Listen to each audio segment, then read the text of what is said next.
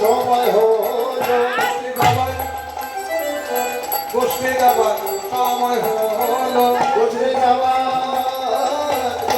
যাবার সময় হলো বসে যাবার সময় হলো বসে যাবার সময় হলো ভালো করে সাজাইয়ে দে ভালো করে সাজাই দে মা আজি বলো আজি অধিবেলা হলো হইল ঠিক বেলা বসে যাবার সময় হলো বসে যাবার সময় হলো বসে যাবার সময় হলো বসে যাবার সময় হলো বসে যাবার সময় হলো সময় হলো বসে যাবার সময় হলো বসে যাবার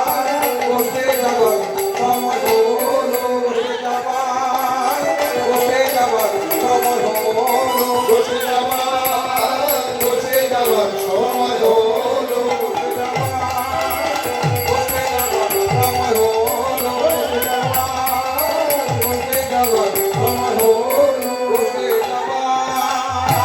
বসে যাবার সময় হলো বসে যাবার সময় হলো বসে যাবার সময় হলো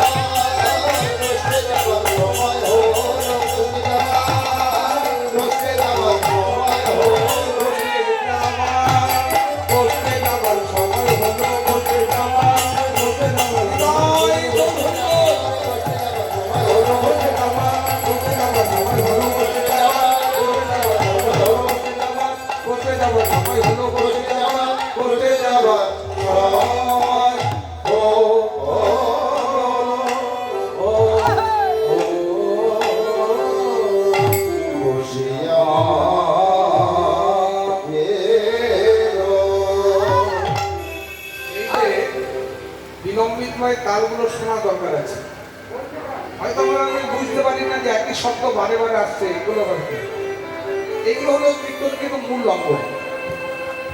যেমন ধরুন ঠাকুরমশাই যখন পুজো করতে বসেন মন্দিরে, আমরা পিছনে বসে থাকি, ঠাকুরমশাই বড় বড় মন্ত্রগুলো বলছেন, আমরা অনেকে বুঝতে পারি না। জোড়া যেরকম সমাজ সেই করা লোচনাত্রয় সংযুক্তায় মন্দন্দু ক্ষত্রিয়রা অতসি পুষ্পবাণাম সুরিশাম সুরিশাম নবৌদবরা সম্পন্নম সর্বাবরণ ভূষিতাম ইত্যাদি ইত্যাদি। ঠাকুরমশাই মন্ত্রগুলো বলছেন, আমরা বুঝতে পারছি না কিন্তু শুনছি। তাহলে কি ওই মন্ত্রগুলো বুঝতে পারলাম না, শুনলে যেমন মঙ্গল হয় নিজে, তেমনি এই মহাজনদের তৈরি করা বিলম্বিত লয়ের তালগুলো বৈষ্ণব পদকর্তা দিকপাল সংকীর্তনীয়রা মহাজনরা এই বিলম্বিত লয়ের তালগুলো সৃষ্টি করে গেছেন। সেগুলো যদি আমরা কীর্তনীয়রা না গাই তাহলে কীর্তনের মর্যাদা হানি হয়। আর এই গাইছি বুঝতে না পারলেও এই যে মন দিয়ে শুনছি, এই বিলম্বিত লয়ের তালগুলো শুনলেই কিন্তু কীর্তনের মাধুর্যটা বজায় থাকে, নিজের মঙ্গলে হয়। তাই কি বললে ও গো মা চড়াবো মাছু বলে মা চড়াবো বাছু ও গো মা আমি চড়াবো বাছু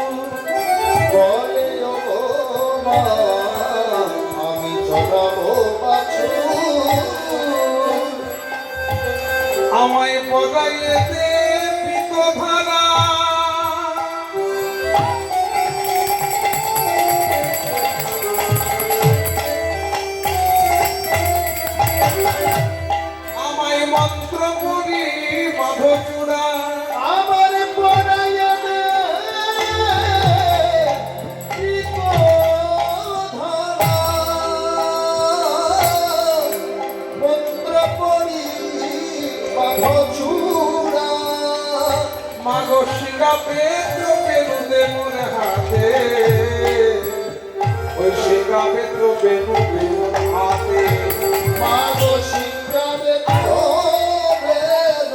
রে মাহাতে গো সিংহাবে বেলো রে মাহাতে আচ্ছা শিখা কে বাজাতেন? বলাই দাদা শিখা বাজাতেন। আর বেত্র বলতো যে পাঁচুলিটা আর বেনু গোষ্ঠী যখন যেতেন ভগবানকে নিতে বংশী নয় মুরলি নয় বেনু শিখা বেত্র বেনু বেনু হাতে শিখা বেত্র বেনু বেনু হাতে মাগো সিংহাবে বেলো রে মাহাতে গো সিংহাবে বেলো রে মাহাতে আর বিলম্ব করো না মা মাগো ইয়ারি বিলম্ব করো না মা মাগো হইল অধিক বেলা বেলা অধিক বেলা আর বেলা নাই অধিক বেলা অধিক বেলা বেলা বহে যায় তাই যেতে হবে গুরু ধরি হরি ধরি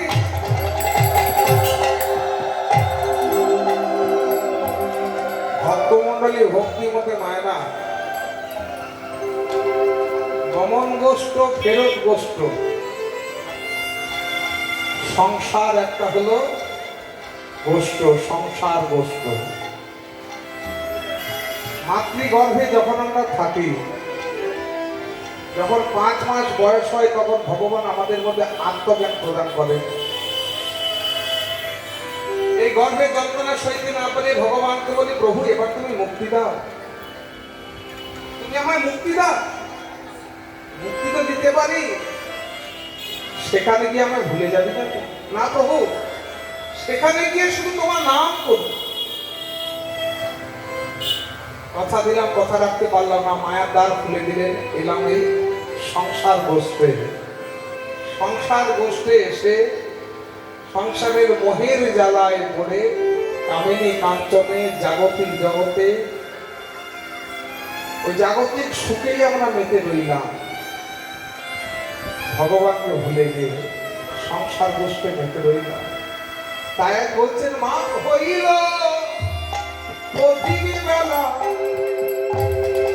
প্রাত পূর্বাহ্ন মধ্যাহ্ন অপরাহ্ন প্রাতলীলা শুনেছেন এখন পূর্বাহ্ন তারপর আসবে মধ্যাহ্ন অপরাহ্ন তারপর সন্ধ্যা মানে সায়ন আমাদের জীবনেও চাই 4টি প্রহর শৈশব কৈশোর যৌবন বার্ধক্য তারপর জীবন সূর্য অস্ত যাবে উপারে যেতে হবে সংসার বসে আছো ভগবানকে ভুলে থাকলে হবে না মাগো হইল অধিক বেলা আর বিলম্ব করো না মা।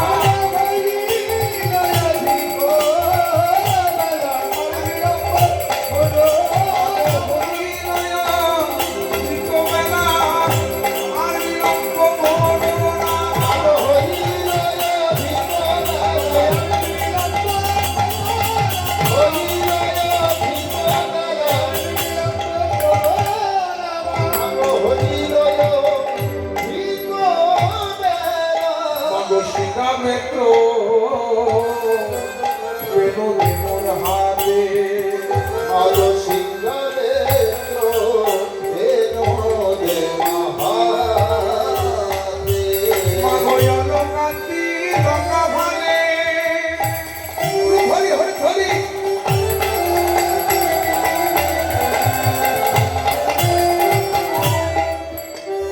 ওই বনমালা দে মাগলে ওই এলাকা তিলকা আছে বেলো দেবা বেলো হাতে মাগো চরণেতে বলা হলো গো চরণেতে বলা হলো মাগো চরণেতে পরা হলো ফুল, মাগো চরণেতে পরা হলো ফুল। আমার গোষ্ঠীর সাজে সাজাইয়ে দে মা, মাগো হইল অধিক বেলা, মাগো গোষ্ঠীর সাজে সাজাইয়ে দে মা। মাগো হইল হিমবেলা, গোষ্ঠের সাজে সাজাইয়ে দে মা। মাতা যশোমতী বলছেন, চঞ্চল দবনে শনে কেমনে যাইবে বনে, ও কমল রাগা দুটি পাই। ভক্তমণ্ডলী ভক্তিমতী মায়েরা, মা তো যেই না গোষ্ঠীর কথা গোপাল গোচারণায় যাবে, মায়ের জন্য মাথায় বজ্রাঘাত হলো, না না আমি যেতে দিতে পারবো না। চঞ্চল ধবনী শোনে কেমনে যাইবে বনে, কোমলে রাঙা দুটি পাই। নবলক্ষ ধেনু রয়েছে, তাদের মধ্যে দুটা চোরা ধেনু আছে, তাদের পিছনে পিছনে তুই ছুটবে কি করে? ভক্তমণ্ডলী ভক্তিমতী মায়েরা, কত লক্ষ ধেনু? নব লক্ষ। ছোটবেলায় যখন আমরা পড়াশোনা করতাম, মাধ্যমিকে আমার রচনা এসেছিল, তোমার জীবনের লক্ষ্য কি? মাস্টারমশাই পড়িয়েছিলেন, কেউ লিখছেন ডাক্তার, কেউ লিখছেন ইঞ্জিনিয়ার, কেউ লিখছেন প্রফেসর।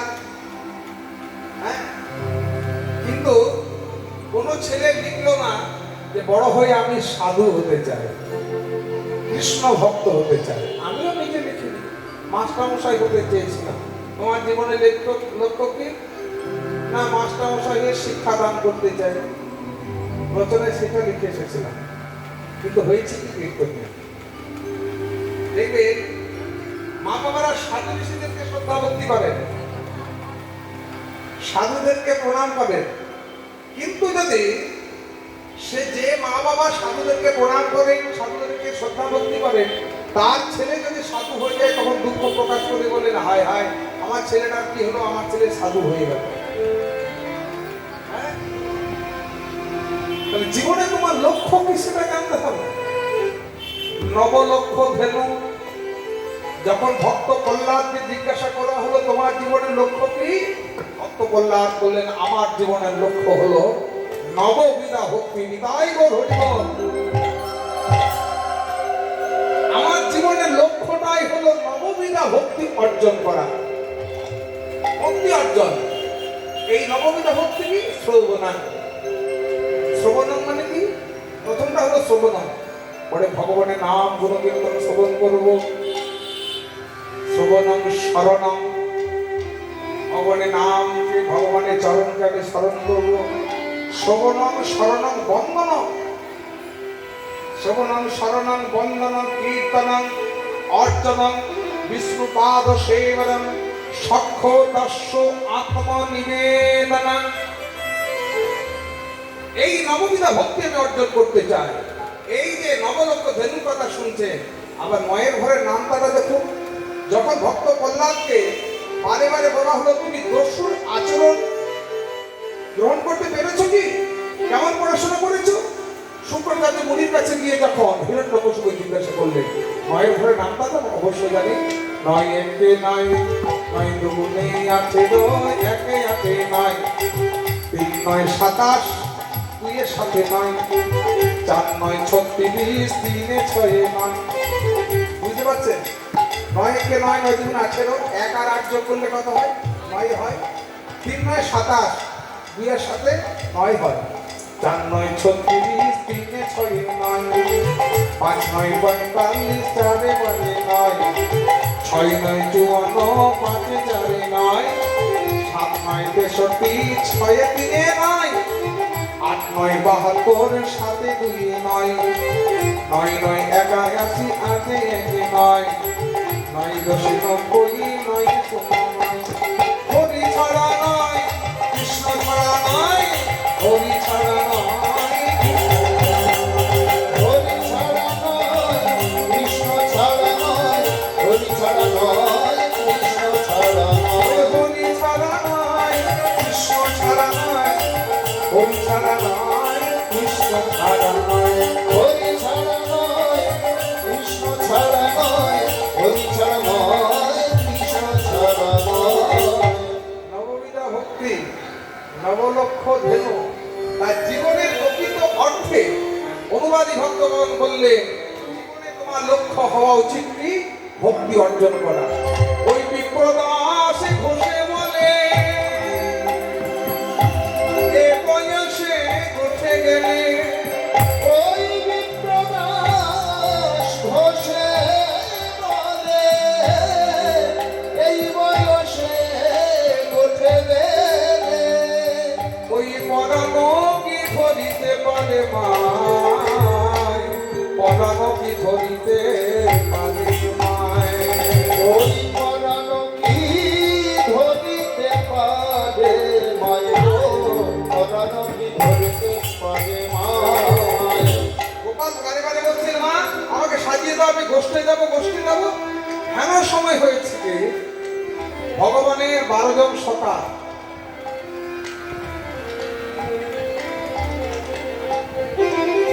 ভগবান শ্রীকৃষ্ণের সখা সংখ্যা কত? 12 জন হলো সখা আর 12 জন হলো উপসখা। এই 12 জন সখা কে? শ্রীদাম, সুদাম, দাম, বসুদাম, সুবল, মহাবল, সুবাহু, মহাবাহু, স্ত্রককীর্ণ, অর্জুন, লবঙ্গ, মধুমঙ্গল।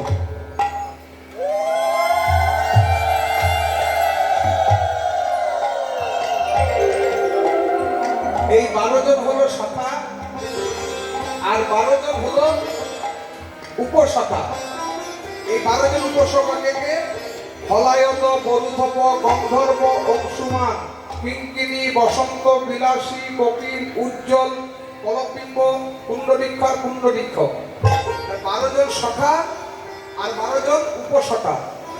তাহলে কতজন সখা হলো? মোট 24 জন। ভগবান শ্রীকৃষ্ণের 24 জন সখা। আমাদের দেহটা কত তত্ত্ব দিয়ে তৈরি? আমাদের দেহটা হলো 24 তত্ত্ব দিয়ে তৈরি। 10 ইন্দ্রিয়, চক্ষু, কর্ণ, নাসিকা, জিহ্বা, ত্বক, বাক, বাণী, পাদ, বায়ু, উপস্থ। 10 ইন্দ্রিয়, 6 রিপু, কাম, ক্রোধ, লোভ, মোহ, মদ, মৎসর্য। 10 আর 6 কত হলো? 16। পঞ্চভূত, ক্ষিতি, অর্থের মরুভ। 16 আর 5 হলো 21। মন, বুদ্ধি, আত্মা। 21 আর 3 কত? 24। আমাদের দেহটা 24 তত্ত্ব দিয়ে তৈরি আর ভগবান শ্রীকৃষ্ণের সখা সংখ্যা হলো কত? 24। এই দেহই হলো মধুর বৃন্দাবন।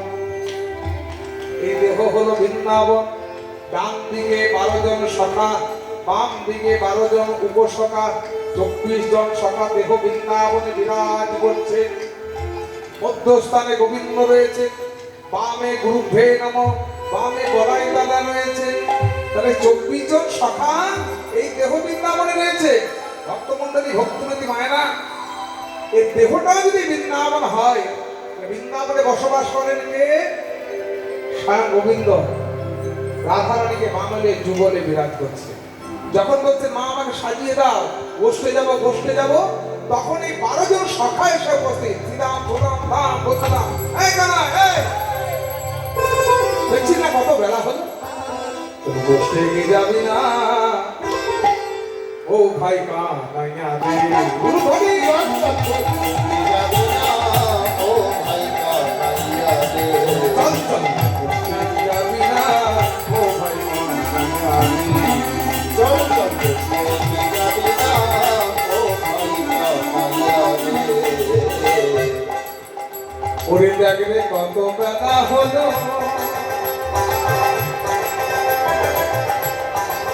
ও কানাই রে,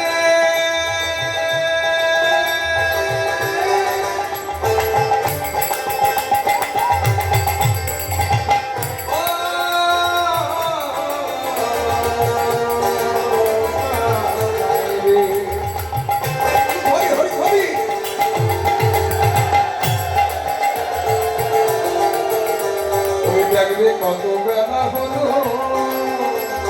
চলো কানাই বসে শহরে, অবদিশা মনীষে কান, অবদিশা মনীষে কান, অবদিশা মনীষে কান, আর আগে কানে বলে